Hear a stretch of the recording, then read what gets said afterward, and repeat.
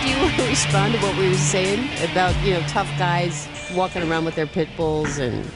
Well, I am a tough guy. My whole body's tattooed. We're tattoo artists in Atlanta. You're a tough guy, huh? Yeah, I see it constantly. Unfortunately, that's why so many of the shelters are flooded with them, because, big macho guys or whatever buy the dog thinking, wow, I'm going to get the biggest, meanest, coolest guard dog ever. But pit bulls are not and have never been human aggressive. It's not part of their breeding or their genetics.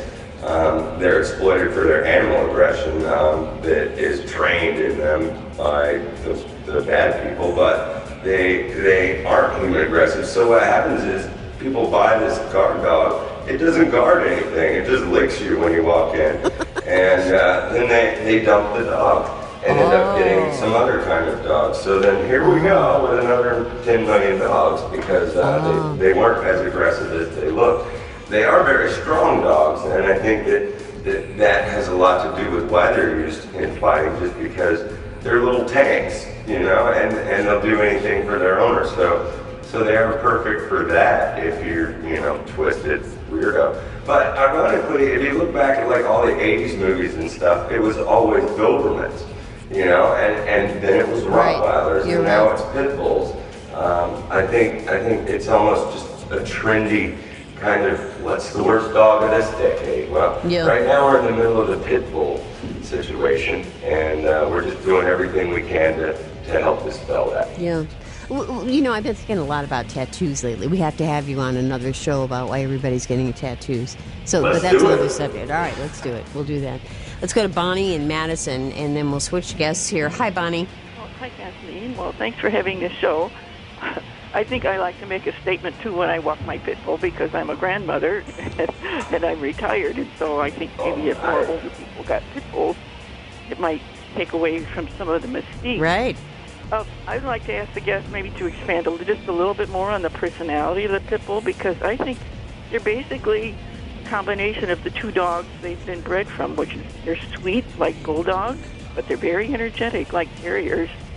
And I think that's another reason a lot of them wind up in pounds, because they're so energetic. And I think mine is digging a hole to China in the backyard.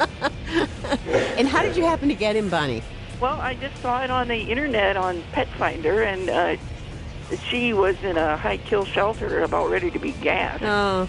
So I sent an application, but mine is just adorable. Oh. They're not big. They're only they're medium-sized dogs. And she sits in my lap and tries to sit in my lap, and then puts her face right against mine when I'm sitting on the couch. Oh, I love these stories. Jim, do you want to... Thank you so much, Bonnie, for calling. Jim?